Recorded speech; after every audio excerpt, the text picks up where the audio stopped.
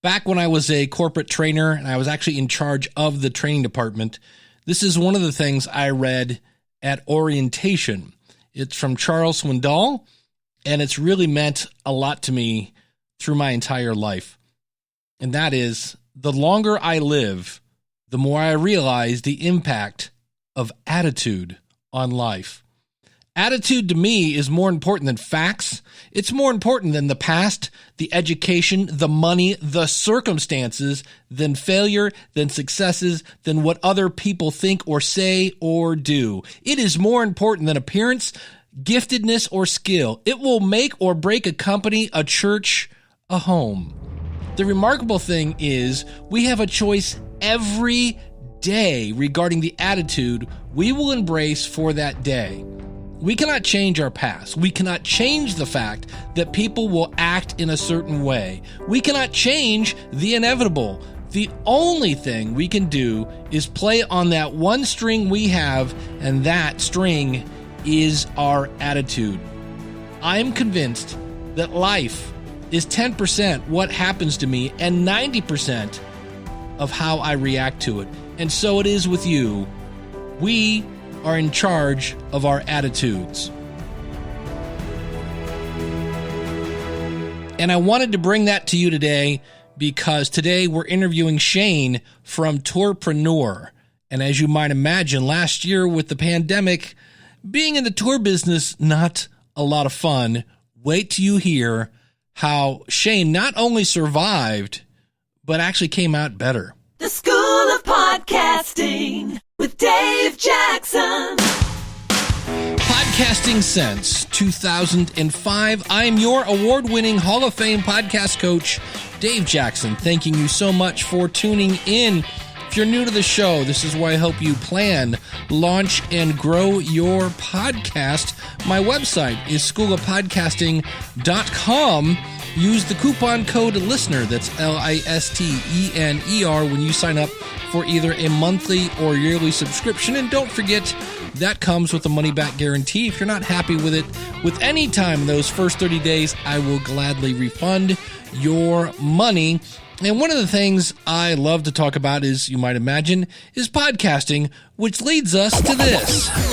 In case you missed it, it's time for a podcast rewind.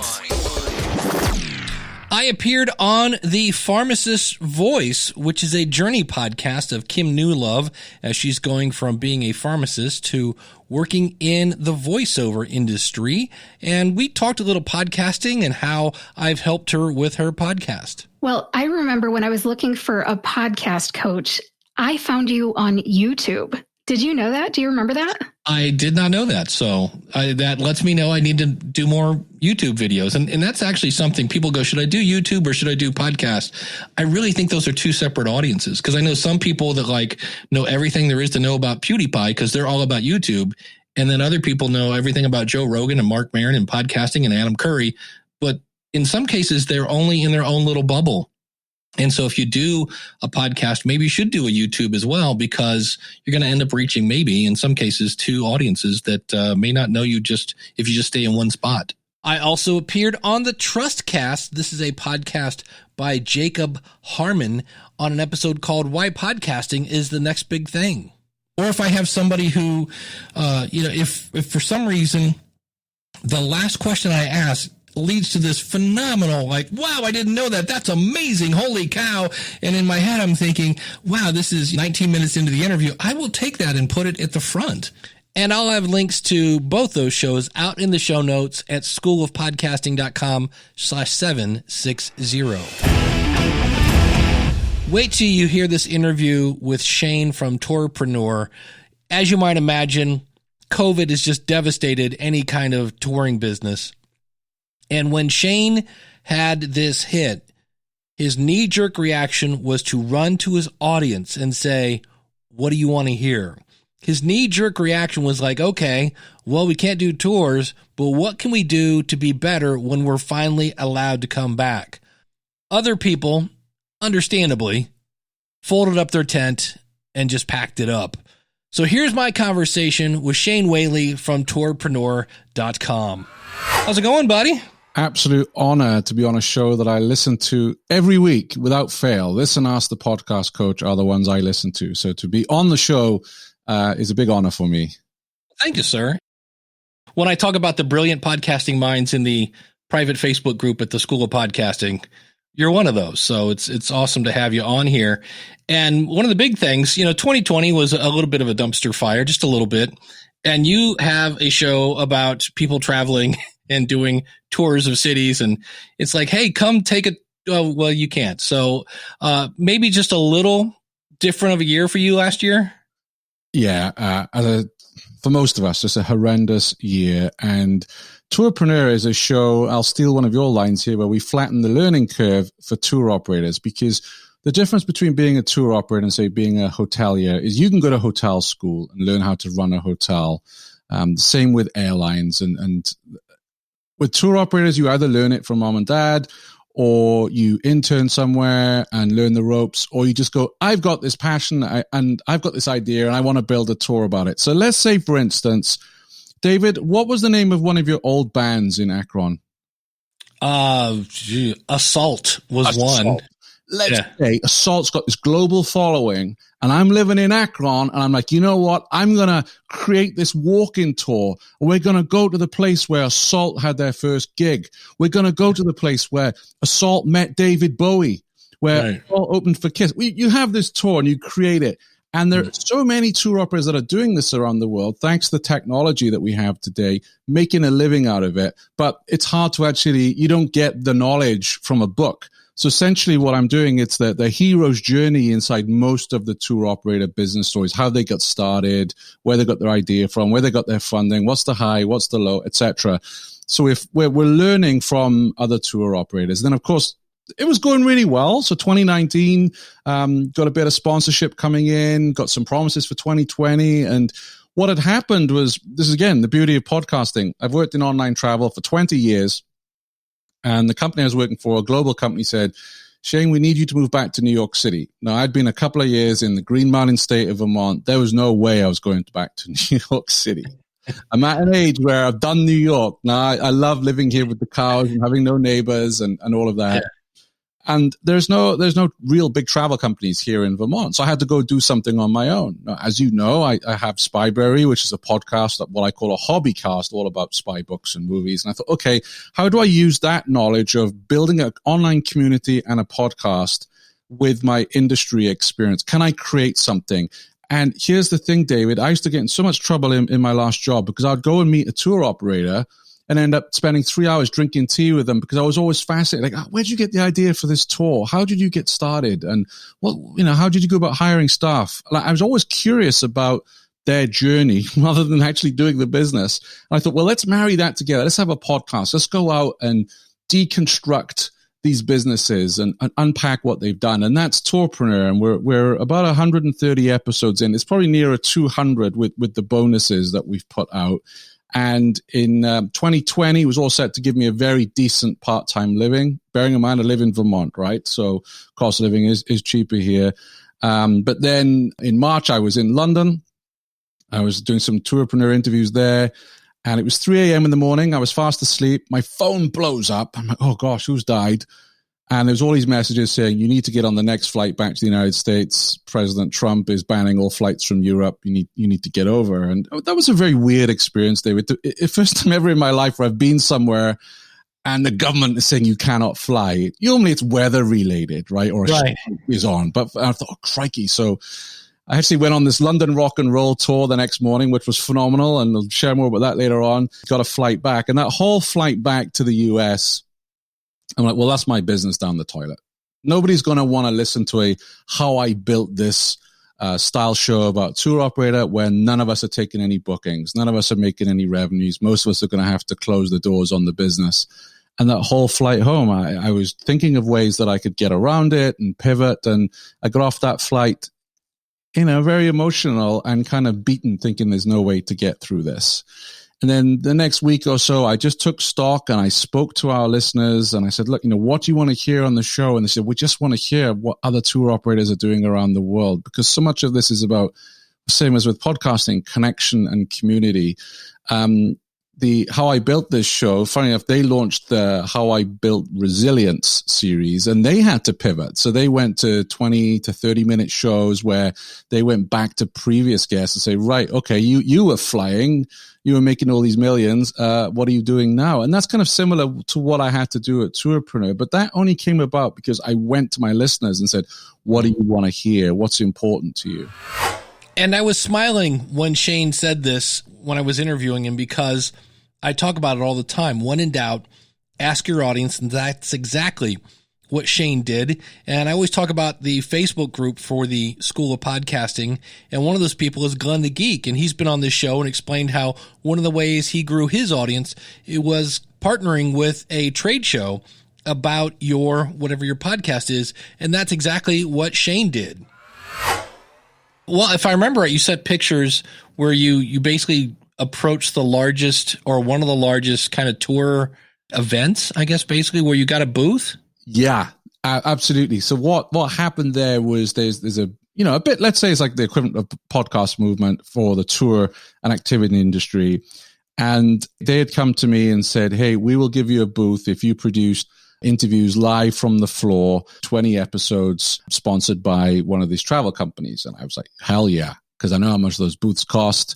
Yeah. So, yes, you're right. I think it was Chris Nesi had shown that he'd had one of those display roll-up things that in the pre-Zoom years that none of us were really using. And, I went and got one of those, got it designed, good old Vista print to the rescue. And that was a huge turning point for the show because for two reasons. First of all, there was that visibility. And the whole of my industry is practically there going like, well, who's this guy? And once you start interviewing someone, people crowd around. They're like, well, who's he interviewing and what's going on here? That generated a lot of buzz. But then for me personally, and I know you experience this, Dave, people were coming up to me saying, oh, I listen to you every week. I love your show. Oh, episode 8, oh man, keep it up. And you pinch yourself because, we see the download numbers, but sometimes, and I think we all fail at this as podcasters, we don't see them as people. They're just numbers on a screen instead of going, wow, that was 820 people listen to that episode. Picture 820 people. So that was a big turning point. The company that I produced the episodes for loved it. So they became a big sponsor in 2020. And then what was interesting was the actual event. The company came to me and said, you're doing phenomenal things. Can't believe you're doing this on your own. Why don't you come and work with us as director of content? So they were going to acquire the podcast, take me on full time, and I would have this cool job. But, we had discussions and I just thought, I don't really know if I want to have a boss. And this thing, I'm only a year into it. I think this could go somewhere. And, it was one of the best decisions I made because they were going to announce my appointment at their event in Berlin. When was that? March 2020. Didn't go ahead. They were all there ready to launch and their conference, and they had to cancel it. And I wouldn't have had a job. So I'm sure they would have given me Tourpreneur back and everything else. Yeah. But, I'd have been all excited about getting this great job, and then that would have completely fallen through. But nonetheless, it was very flattering to receive that opportunity from this company because they knew me from my previous life working for travel companies. They didn't know me as a content creator. They didn't know me as, a media producer. And when I first went to them to say, hey, I'm doing this podcast, they were like, well, why didn't you come talk to us about this? We could have done something together. And I said, because you wouldn't have given me the time of day because I was a sales director. I didn't have a podcast. You hadn't heard any episodes, right? So there's a bit of a lesson there sometimes is if you think somebody might buy you or hire you, go create the thing first, show them what you can do, and then have that discussion. You'll be in a much stronger negotiating position. The great thing about that story is you kind of now see where you had all this momentum going and then COVID hits and it just makes it even more soul crushing. So your audience said, hey, we want to hear what other people are doing. What else did you do during this time did this bring the community more together in a way? Because they're all kind of helping each other? It galvanized the community. One of the early things I did with the podcast was I created a Facebook group. We're at maybe 2,500 members, 2,000, 2,500. That shows you how much I look at those numbers, right? But it's a very... Still, that's a lot of people. It is. But for me, it's the quality. that's more important. And I'm ruthless. There's a one striking out spam rule. I don't tolerate off-topic discussions or whatever. We're here to help each other grow. And that group has been phenomenal. People will come on, share resources, ask questions, give me feedback on content. Just today, I posted a poll. Hey, we're talking marketing. Here's 10 topics. Help me create the content for the podcast. Tell me what you want to hear. The community really enjoy that. And they also enjoyed us having somewhere to go where there's no politics, there's no BS. We're just talking business. We all want to help each other. And it sounds a little cheesy, but that's something that I've worked really hard at nurturing on our Facebook group.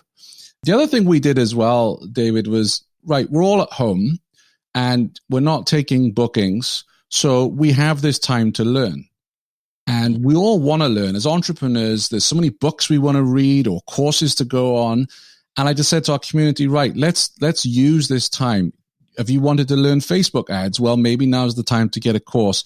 And I would feature on a different aspect of marketing. For instance, one of the most popular episodes we produced last year was called Copywriting Tips for Tour Operators.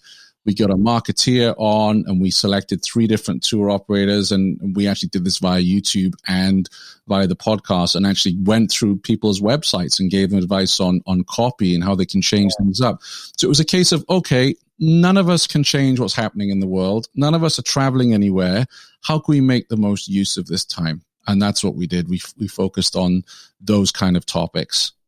Were there a lot of people that just the minute this hit, they just threw on the towel and walked away? Yeah.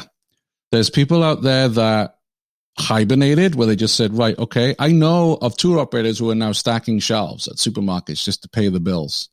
But you see, the difference with most tour operators, David, is it's just you and a couple of tour guides. Most of them don't have a fleet of buses. They've got to pay insurance and everything else on. Those guys were the ones that were really hit. And there was, massive layoffs in the industry with those guys. But the small to medium-sized tour operator that were able to mothball their business and then go and work. But there were a lot I spoke to. Even now, there are operators I speak to that are just so despondent and so depressed. And, I'm hoping they come back. But they're like, Shane, I'm not listening to the show because I'm checked out, man. I'm just done. I'm just demoralized. And I've lost my business. I've lost my income. I lost doing the job that I wanted to do. And I just see, these idiots running around without masks. And I just, I'm done with it. But on the other side, you have very resilient tour operators like, no, I'm going to come back stronger. Yeah, I've got to go and work somewhere else for now, but I'm coming back stronger. As soon as we're able to travel again, I want to bring my business back. And then when it comes back, it's new and improved with, whatever new knowledge or things like that. Wow. I can only imagine. You'd mentioned some sponsors, which is great. Have you ever turned down a sponsor? I have. In the early days of Tourpreneur, I got into a bit of hot water with this because I had a couple of people who reached out to me, said, hey, we want to sponsor the show. Now, I've spent most of my working life as a salesman. And for me, sales is all about fixing someone's problem. And that's what I advise all podcasters do. If you speak to a sponsor, really find out what they are looking to achieve. And is that problem, is that gap big enough and something that we can solve? And for some of these sponsors, I said, you know what? I'm really sorry. I don't think the audience is a good fit. Or, hey, I just don't think for you this is right now. Come back in 6 months. And some of those people are like, who are you to turn my money down? And I said, well, I'm a guy who wants you to keep paying me money, and I don't want to take it for 1 month and never hear from you again.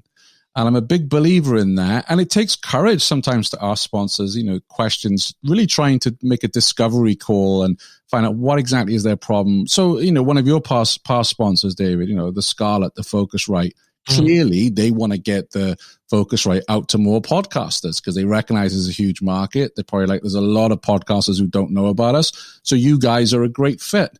But if a guitar string manufacturer came up to you, you're probably going to go, you know what, mate? I could easily take your money, but you ain't going to come back because you're not going to sell many guitar strings.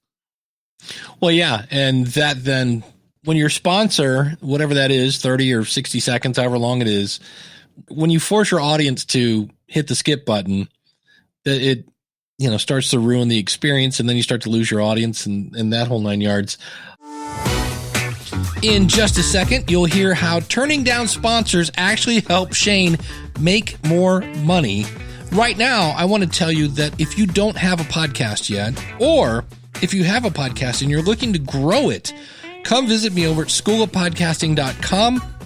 Use the coupon code LISTENER, and that will save you on either a monthly or yearly subscription. You'll get access to our step-by-step tutorials. You'll get access to that brilliant Facebook group with all sorts of brilliant minds that can help you with your show, and live group coaching. The bottom line is, if you're worried about sounding like a fool, you're not. If you're worried about spending too much money on equipment, you're not. If you're worried that you're going to be doing this all alone and you're just going to want to bang your head against a wall, you're not. Come visit me, schoolofpodcasting.com. Use the coupon code LISTENER, and I will see you on the inside. You have here that you turned down sponsors and it helped you grow your podcast? Yes, because some of those guys came back to me later on and said, wow, you're the first person who's turned my money down. You're an honorable guy. And they've recommended me to sponsors who then worked with me.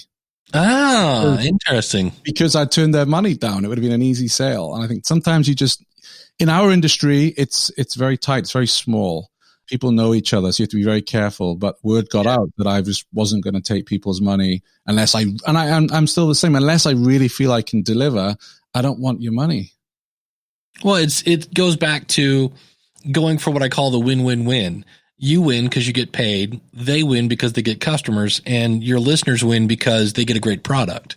And it's a matter of finding all those three and then finding the right price and that whole 9 yards. It's not an easy dance to kind of pull off to where you find just all the right partners and the right pieces and the right prices and that whole 9 yards. Right prices is the toughest one. I have a media kit, and I should send it to Dave to take a look at. And I basically have to come up with pricing for something that doesn't exist. And this is also the interesting thing about our story here at Tourpreneur is people said to me, you're crazy to do a podcast. Like no operators are going to listen to that. It's going to be boring. So they all told me not to do it. And we'll get on to this shortly. I also do this daily, what I call a pod news for the tour industry. And so many people, respected peers, said, don't do it. And I did. And they're all things that have generated income. Now looking at this year, 2021, I've just signed an agreement with the biggest tech booking platform for tour operators. They've just signed a 2-month deal. I've actually got 6 sponsors this year as opposed to 2 for last year. And some of those sponsors are taking on multiple months. So even though this year we're not out of it yet, who knows what's going to happen in 2021, but there are more sponsors they've seen because, as we know, you don't get overnight success with a podcast, and people listen to the show, they know the name, and that now I have the credibility, they're interested in sponsoring the show. You mentioned you do this daily show, and I believe you kind of got that idea from James Cridlin. Is that correct? So I do a daily email, and it's an email very similar to Pod News, where I curate what's happening out there in the tour industry. And yes, episode 621 of School of Podcasting, if that was a vinyl record, would be worn out, jumping all over the place, because I have listened to that so many times. And in fact, when you first aired that, and I had this idea about the Tourpreneur Daily Brief, you kindly put me in touch with James, and I paid him for some consulting and asked him a ton of questions about his setup, and went on to do this thing. And it's remarkable because, with Substack and paid newsletters, newsletters are definitely making a comeback. Mm-hmm. And it's that brief. When sponsors contact me, they're like, they really want to be in that daily brief. I'm like, that we have more people listening to the podcast, right? Oh, but we want to be in that brief because they see it every day. They see their logo. They see, they're in the subject. And then that's great for me because it then introduces them to the podcast. I do package deals and everything else. But yeah, episode 621. And also what it did is, leaving the sponsorship to one side, is it really elevated my position in the industry, where I get a little bit embarrassed by it, but I'm thought of as regarded as a thought leader. And I'm getting more speaking gigs coming my way, and people that want me to appear on various webinars and conferences because they're getting that every single day from me. And I'm the only person that's sending that out. Well, I say every day. Here's the thing. It was every weekday, and then now it's Tuesday to Friday, because between Friday and Monday, there's not much news in the business world. So I cut the Monday. So it's actually Tuesday to Friday, but there's no word to explain that other than daily. Well, you kind of sound uncomfortable putting on the mantle of thought leader. Yes. Yes, I am. How do you deal with that? Like when somebody comes up and goes, well, you're Shane Whaley. Like, and you're like, well, yeah, I know. But I mean, is that something you struggle with all the time or? Yeah, I do. And it's interesting because someone I interviewed this week, pretty well known in the industry, said, Shane, it's high time you wrote a book. You've interviewed 130 tour operators. You now need to write a book. And I'm like, see, I could write a book curating the lessons from some of those interviews. I think that'd be a really good book. Because for me, as the interviewer, the reason why I think I'm a good interviewer is because I'm nosy and I'm curious. I want to know your story. And there was an interview we had this week that I loved. It was with a Scottish tour operator. And someone left a message on the Facebook group and said, wow, I know that tour operator really well. We lived together in Hong Kong, but I had no idea she started her bike business because of such and such. I'm punching the air. Because I'm like, yeah, that's a good interview. I got something out of them that nobody knew it was. And also, I know you're a big fan of research and prep, and I get that. That was nowhere online. I couldn't have got that information. It came out through the natural flow of a conversation. So I much prefer to consider myself a curator, a moderator, someone who's going to bring out the stories from the people who've really been, in the trenches running a tour business. And it's the same thing with the Spybury podcast. I was on another spy movie podcast this week, and they gave me this big intro. He's one of the most knowledgeable people we know about spy literature. And I was like, whoa, no. I said, I get to interview the people who have the most knowledge, the real scholars. Like I've read tons of spy books. I don't consider myself the expert. Some people say, oh, that's a bit of imposter syndrome on your side, Shane. But for me, the interesting thing is, it's like if you have let's say you had a podcast show, David, and you were interviewing all these podcasters and you're like, I'm a podcast expert. But let's say you didn't do the production, you didn't do the editing, you didn't go for the guests, you didn't do any of that. You just rocked up and interviewed. Well, are you really, and I see this all the time, are you really the podcast expert, or are you just an expert interviewer? And I think that's the key thing, doing the research, having the knowledge, but then letting the guests share the success strategies. Well, that would be the next thing we should probably talk about, because you have done a ton of interviews. What if somebody is getting into podcasting? Because a lot of people start a podcast and like, oh, I want to interview other people. Do you have any kind of tips in terms of like, how do you come up with the questions, and what's your general interview flow? Absolutely. So let's say, for instance, there is nothing about this person online. So let's go that route for now. There is a framework, and that framework is facts. So what are the facts about this person? What are the story? What story do they have? What's the reflection based on that story? And then what advice do they have to give to the listeners? And I think if you can work around that framework and obviously come up with questions around that, I think you're onto something, because there you will get not just, hey, I did such and such. It'll be, and the result of that was, and this is why I advise that you, and that's for me the essence of the interviewing. Of course, there's techniques. You have to listen, and it's always great when I pull up my files. I'm sure you're the same, David. And I'm like, oh yeah, this is a perfect interview, because track one, host, there's little blips where I've asked the question, but there's this huge amount of text, waves where the guest is speaking. I'm like, great, rather than it be the other way around. But I really think having that framework, and of course, if it's someone who has been interviewed before, listen to them on other podcasts, do the work. That's all there for us. Read up articles and interviews. We're so lucky with Google to be able to find out more about people, but try not to ask the same old questions. Think of something a little different. And most importantly, think of your listeners. What are your listeners looking for when they listen to the show? What do they want to get out of it? And really focus your questions on that rather than just the same old boring questions.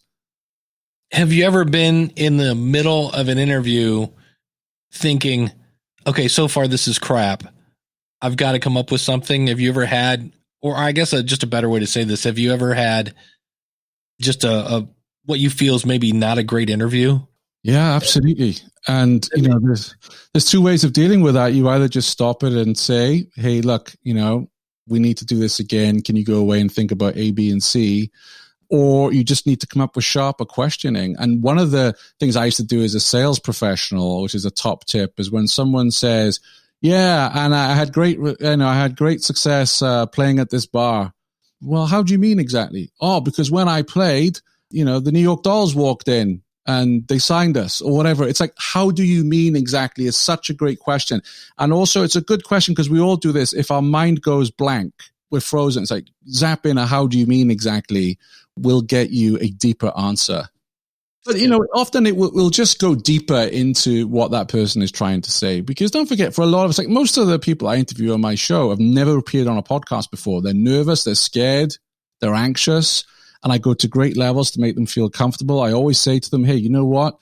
This is recorded. If I ask you something that you're not comfortable answering, I will just delete that. If you need a moment to think, that's great. Don't worry about it. I'll do everything in post-production because my goal on every episode is to make sure that my guest sounds like $1 million because I'm not interviewing celebrities and politicians and people who are trained. I'm interviewing someone who's running, a bike tour in Montreal. They'd never appeared on media before. So you have the tourpreneur bringing in a nice chunk of change, which is nice. You've got your newsletter, which is kind of nice. And then you have, is Spybrary, you said it's a hobby cast. Did you even try to monetize that? Or do you just like, nope, I'm doing this one for fun? Or Yeah, no, I really have done it for fun because I've built a great community there. I've made good friends around the world, love that Facebook group, really enjoy having the guests on that we do. I did start a newsletter just before Christmas where I said almost the same thing as the Tourpreneur Brief, but it's a weekly, I'll go out and get all the spy book news and spy movie news and create it in one email. And that's almost at 1,000 subscribers. Now, this was incredible. It took me a long time to get to 1,000 subscribers of Tourpreneur, but I've done it in just over a month with Spybrary. And that's because Spybrary's been around for 3 years. And the cool thing about setting a list up is I say to people, hey, thanks for joining. I really appreciate it. What are you looking to get out of this weekly created brief? And I get a ton of communication with people, most of them saying, hey, I've been listening to your podcast for years, or hey, I just discovered your podcast. I'm going through the back catalog. I'm so pleased you're doing this email. And again, I think we do have this imposter syndrome sometimes where we see the downloads, but it doesn't quite compute the loyalty that we have from our listeners, our regular listeners, and that they will support us with various projects. So that the goal with that is to curate it. And at some point, I get publishers who come to me, and unfortunately, so you've been dealing with publishers, David, so you know this, that they don't always get podcasting. But I know if I turn around and say, yeah, I've got 10,000 spy fans on my list, they'll be like, oh, right, how much of a check do you want to publish promote our book on that? Because they're not looking at the numbers, the 250,000 downloads of the Spybrary podcast. That's a test. We'll see where that goes. But it's been fun to do so far. And you said you'd been doing Spybrary for 3 years. How old is Tourpreneur? So started in 2019, January 2019. So there you go. You are one of the exceptions. You're not a 3-year before I can monetize kind of guy. Did you have an audience from being in the industry? Did you already have contacts? How did you get the word out so quickly to get it up and going? Or is it just the fact that it's so hyper niche that people are like, oh my gosh, this guy has my audience? Yeah, it is. It's hyper niche because, yes, I have thousands of connections on LinkedIn through online travel, but most of those are enterprise level, big companies. Most of my Tourpreneur podcast listeners are mom and pop, small to medium sized tour operators who I didn't know beforehand. So very much that word of mouth. As I said, we're a tight knit community in travel. When someone recommends something, you'll go away and consume it. And because nobody else was doing it, people were like, oh, I really love this show. And that's something I wanted to share with your listeners. This is a crazy thing that I did. So I had this idea for the podcast. I thought, right, I need some validation here. Everyone's telling me this is a crazy idea. And I found this blog post written by a tour operator down in North Carolina, and they had written about their first 12 months in business. So I just cold called the woman, and I rang her up, and I'll never forget it. She was in a playground with her kids, and immediately she's kind of like, what's this guy trying to sell me? Right. Like I said, I got this podcast idea. Do you listen to podcasts? Yes. I want to do A, B, and C. Would you listen to it? She was like, absolutely. I was like, really? So I then went away and built the podcast. Now, okay, that was a research of one person, but her response was strong enough. I didn't know her. She wasn't a friend. She wasn't a former colleague. This was somebody I literally cold called. And, they've been on the show 3 times. They're the remarkable tour operator down there in Asheville. But there was that of just trying to get some validation and calling somebody in. Because if she'd said to me, nah, I wouldn't bother listening to it. Yeah, I would have called a few more. But it was such a good, the way she responded was such a good. Yeah, it wasn't just a yes. It was like, where is it? I'll listen to that right now. And that's really what you're looking for. I mean, Pat Flynn's book, Will Let Fly, talks about that when you throw an idea out. I had an idea last year that I threw out, and everybody I talked to was like, it sounds okay. Yeah, that's, but I didn't have everybody like, can I sign up for that now? I didn't get any of that. And consequently, I didn't move on that idea. So absolutely. And that's a great book, by the way. And I actually worked my way through that book. And in the other room here, I only just took down the Post-it notes 3 years later of all the things. And the cool thing about that was I originally was going to call Tourpreneur the Travel Pro Show. And I was going to interview people across the travel industry, not just tours, but flights, airlines, hotels, Airbnbs, the lot. Then I just went through that and thought, you know what? It's too broad. People are not going to tune in every week because it's just too broad of an industry. And tours and activities is really my passion, and I dial down into that. So in terms of numbers, in terms of downloads, and this is, if people are listening to today's show, if there's one thing you take away, it's this. Don't fixate on these numbers. Like my Spybury show, I put that out. I get probably 10 times the amount of listeners than my Tourpreneur podcast. I also have a really obscure podcast about the history of East Germany, a country that hasn't existed since 89. That delivers more downloads than Tourpreneur. But none of those are going to generate 5 figures that Tourpreneur is getting, because the people who are listening, it's niche, it's focused, and they can't get that information anywhere else. And the second thing I would say on top of that, particularly when it comes to sponsorship, do not sell yourself too cheaply. Don't do the CPM. What I said to sponsors was, look, no one else is doing this. You cannot get in on a podcast that is listened to by tour operators around the world. How valuable is that to you? And then I sold them a price that is way above what you would get through CPM and probably what most people would charge. Like always, price integrity is so important. Like, do not sell yourself cheap. If you have a focused podcast and it's good quality, you got good guests, good content, just don't sell yourself too cheap. Well, and you mentioned how one of the sponsors was some sort of booking platform. A booking platform. So think about that. If you give them one customer, how much is that company going to make over the lifetime of that customer?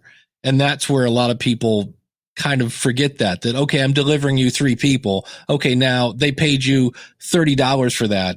And in the next 5 years, they're going to make who knows how much, but a heck of a lot. They're going to be laughing at you because they paid you $30 for something that paid them thousands or whatever, depending on what the product is. Did you try different pricing? Did you have a dartboard? How did you come up with price? And I'm not trying to get into your wallet, but how did you figure it out? The first year, I just thought, what would I pay for this to get leads? And I came up with a 4-figure sum. And the first sponsor said, yeah, we think that's great. We love what you did for us at the conference. We got so much goodwill out of that. You're a good partner. Let's do it. That then gave me the confidence to charge that to others. Some people have said no. And, again, you have to hold the line.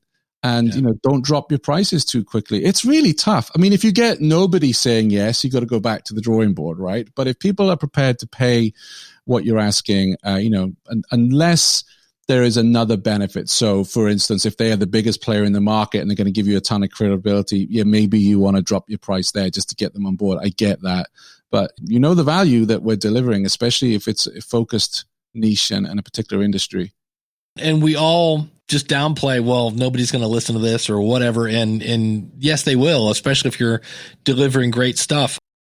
And again, what I would say to listeners, if you're going to create something like this, is build up an online community, because I have prospective sponsors who are in that group and they see the engagement, they see the interaction.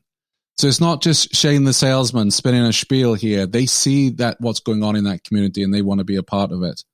Well, that's something else I wanted to talk to you about, because you said there's, thousands of people in this, and it's cool that you've people know you don't mess with Shane because he'll kick you out. So that helps. So what are some tips on building and growing that community? What I would say is operating a successful Facebook group. It's a bit like gardening. You can't just chuck a few seeds in the ground and that's it. You're going to get, vegetable growing. You've got to be out there twice a day nurturing it.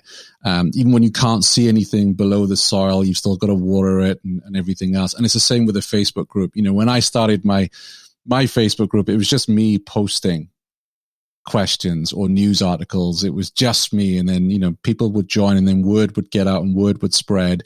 And I don't even really promote it as much as I should on the podcast. I really should probably create an ad for it or whatever else. But, there was a lot of word of mouth. So really engagement. We do polls. But mainly it's a sharing of news or just asking questions. Or what's happening now is the group, but it hits a pivot point where the group will take on a mind of its own almost, and your members will start asking questions. So I don't have to do that stuff anymore. I don't have to water it twice a day like at the start. Now my members will come in and say, hey, I'm really struggling with Instagram Reels. Have you got any tips for me? Or, hey, I want to buy a digital camera to take pictures of my tours. What are you guys using? And it's grown from that. So it's a really useful resource. So there's no secret, right? There's no it's just, you've just got to nurture it and ask thoughtful questions and try and get discussions going. And what I would say is, I'm pretty strict. I have questions when people join, which business do you represent? And if I can see they're not actually a tour operator or connected, I won't let them in. And there are other groups out there going, we've got 10,000 members. I'm like, yeah, but what's your engagement like? What's the quality of your posts like? I would even be happy capping this thing at 3,000 if it meant the engagement and quality would still be there. Because that's what you have a group for. It doesn't matter if you've got 10,000 people, if 9,000 of them haven't checked in 8 months. What's the point of that? Do you still have to then do a lot of policing?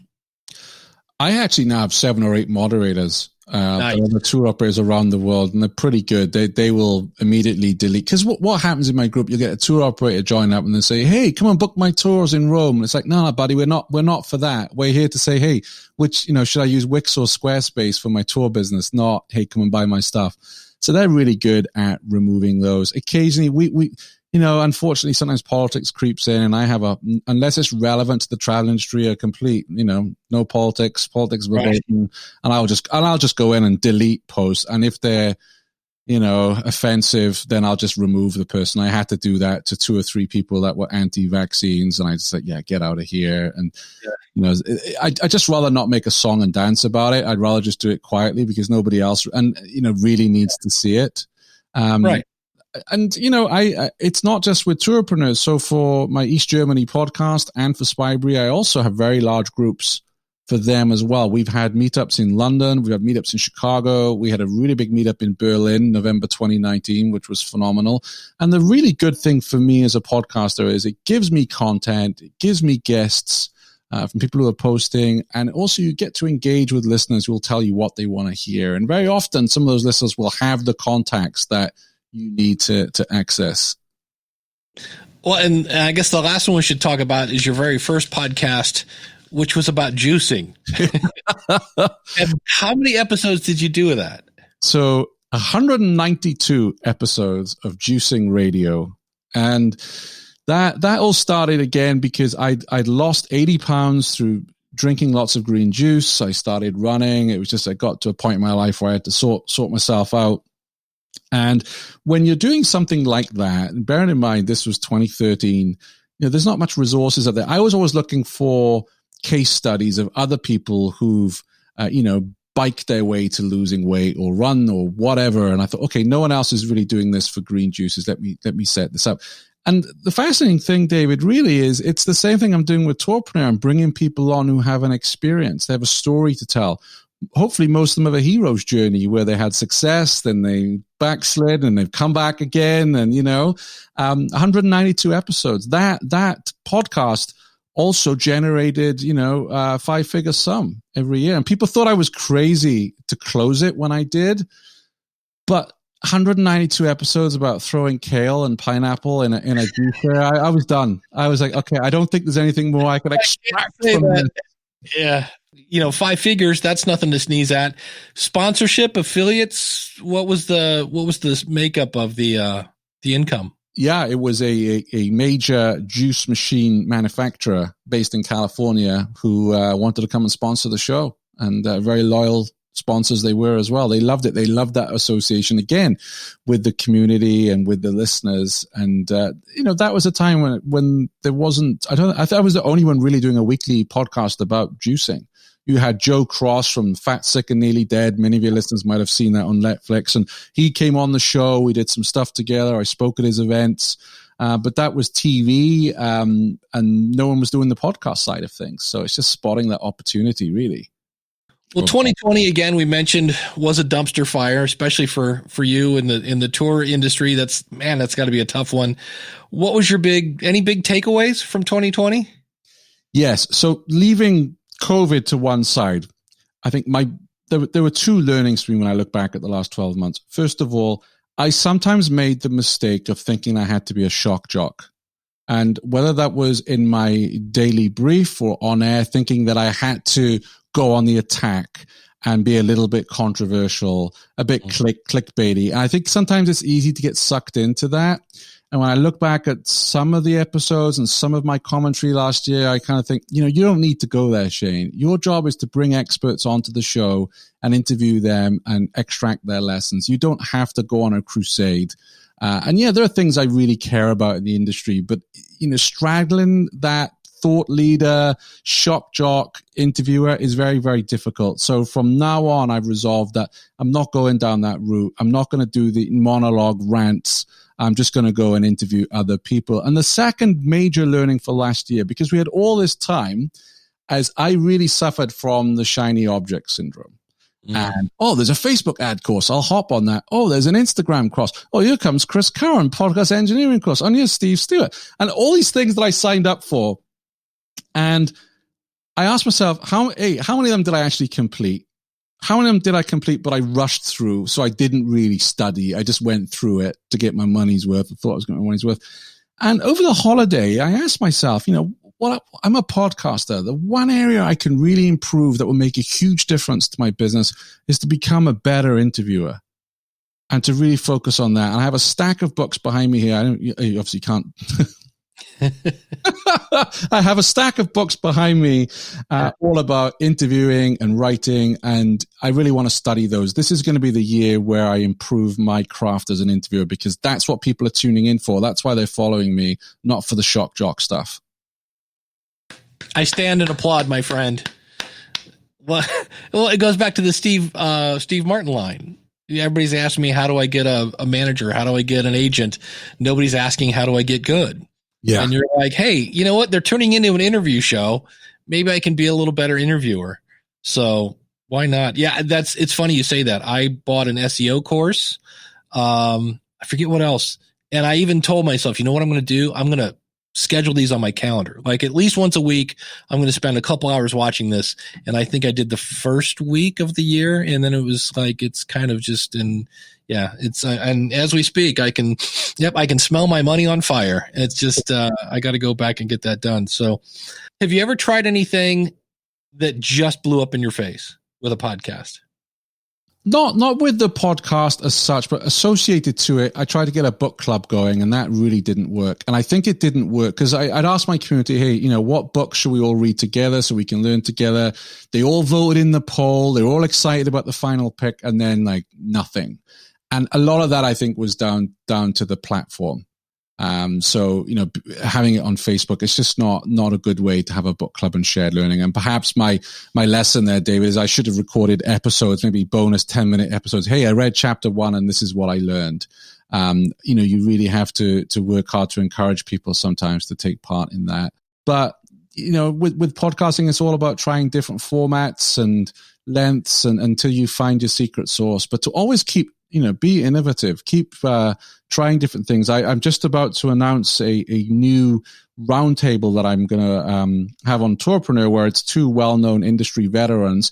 They are actually going to host the show themselves, and they're going to invite a guest on each month. So I'm going to produce it, but I'm not going to be the host because I want those two guys to riff off whatever's going on in the industry. They bring on a guest because they will attract a different kind of listener to Tourpreneur, because most people who listen to the show, they want the how I built this style interview, but there are people out there for larger companies. For instance, maybe they work at Expedia or at American Airlines, and they're not really interested in how I built this, but listening to a couple of veterans talking about what's happening in the industry, maybe that will flop. I don't know, but you got to keep trying these things. I have a feeling that will be successful, but.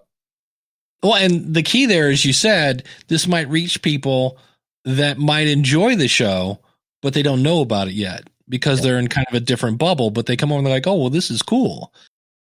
Any final advice for the new podcaster thinking of starting a podcast? What would you say to them? First of all, make sure it's something you're passionate about. You're not listening to these empty suit gurus, of which I see so many of them in my Facebook feed, advertising podcast services and coaching, and they're going to make you the next star. It has to be around a passion. And the best thing you can do is listen to as many podcasts as you can. That's what I did starting out. I'm still a voracious, you stump me every year by asking what's my favorite podcast, because I have so many on my app. Keep listening and take things away. And another tip is if you have an interview based show, maybe listen to a podcast for something you're not interested in, because that way you will listen to the questioner a lot more than you will the answers. Because David, if you and I were to listen to, a rock music podcast, we'd be tuned into the answer and think, oh, I'm supposed to be listening to the questions. Whereas if it's on gardening and they're asking the questions, you're like, well, I can turn that into a question for my podcast. And I think sometimes doing that, getting out of our bubble, is important.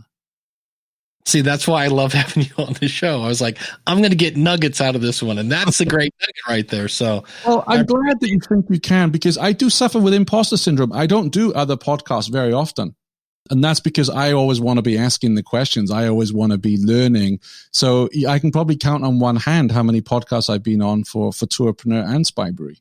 Well, I don't know if you noticed, when you listen to this back, you will explain how you have thousands of people listening to this show. You have thousands of people in a Facebook group. Then you have another podcast with thousands of people. It appears you know what you're doing. So, that imposter thing, maybe not so much, I think you're doing okay. So if you want to check out his show, Tourpreneur is just Tour, T-O-U-R, Preneur, P-R-E-N-E-U-R.com. Any other places we should be sending people? Spybury.com or? Yeah, Spybury.com if you like spy books and movies, Tourpreneur.com for the Tour Operator podcast. And if you're really, really geeky on history and you're interested in German history, go to EastGermanyPodcast.com, which is powered by Podpage. A certain gentleman I know, I did his free course on how to set that up. So you can see Podpage and I've just signed up for that because I'm going to be launching another podcast shortly, which I'll tell you about another day. And I've just signed up with Podpage for that.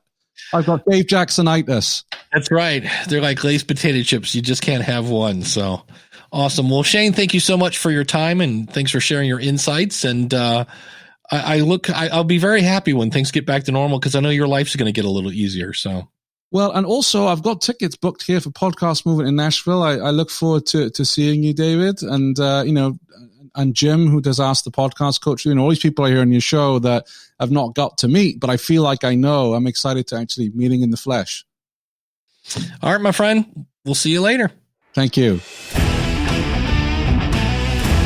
It's funny, every time I listen to this interview, and that's probably the fourth time I've gone through it, different things pop out. And it's the thing you said there at the end about the shiny syndrome. I think it was the great philosopher Socrates that said, the unexamined life is not worth living. And so Shane is like, hey, I just noticed I did this and I'm not really getting anything out of that. And he said, let's see, I'm doing interviews. Maybe I should work on being good at interviews. And he's not bad at it now. He's just, how can I be better? So I love his attitude. Again, it all comes back to attitude. Not afraid to try things, not afraid to reach out to his audience. He cold called somebody and said, hey, would you listen to this? That's really, because what's the worst thing she's going to do? She's going to say, who is this? Never call me again. Nobody's going to punch you in the face, right? Ryan Parker from foodcraftsman.com. So I mentioned at the beginning of the show, the thing about attitude I always used at the beginning of my orientations when I worked in the corporate world. And this is another one I would use in training. And this one is called Anything is Possible. So you can see here, Shane has imposter syndrome. I have imposter syndrome. Garth Brooks has imposter syndrome. Paul McCartney, John Lennon have imposter syndrome. We all have that. But here's something to think about. If there was ever a time to dare, to make a difference, to embark on something worth doing, it is now. Not for any grand cause necessarily, but for something that tugs at your heart, something that's your inspiration, something that's your dream. You owe it to yourself to make your days here count. Have fun, dig deep, and stretch. Dream big. I want to have that like a big mural on my wall. There's just 2 big words. Know, though, that things worth doing seldom come easily. There will be good days and there will be bad days. There are going to be times when you want to turn around, pack it up, and call it quits. And those times tell you that you are pushing yourself and that you're not afraid to learn by trying. Persist, because with an idea, determination, and the right tools, you can do great things. Let your instincts and your intellect and your heart guide you. And trust. Believe in the incredible power of the human mind, of doing something that makes a difference, of working hard, of laughing and hoping, of lazy afternoons, of lasting friends, of all the things that will cross your path this year. The start of something new brings the hope of something great. Anything is possible, including starting a podcast, because I can help you with that. schoolofpodcasting.com/start. Use the coupon code LISTENER. And if you enjoyed this interview, I know I did, and I've heard it 4 times, please go to your phone. And if you go, somebody's thinking about this, or somebody that maybe is in the tour business, or somebody that COVID just rocked their world, go, hey, look what this guy's doing. Go down to your phone and share that with a friend. I would be deeply honored if you would do that. And if you want to subscribe to the show and get the next episode the minute it's available, just go out to schoolofpodcasting.com/subscribe. Next week, it will be coming back, the question of the month. I've got one I want to ask, and that's coming along with some insights into some new tools that are coming along, because we love to play with tools, as well as many other great interviews and insights. We'll be talking affiliate marketing in the future. Just go out to schoolofpodcasting.com/subscribe. Until next week, thanks so much for listening. Take care. God bless. Class is dismissed.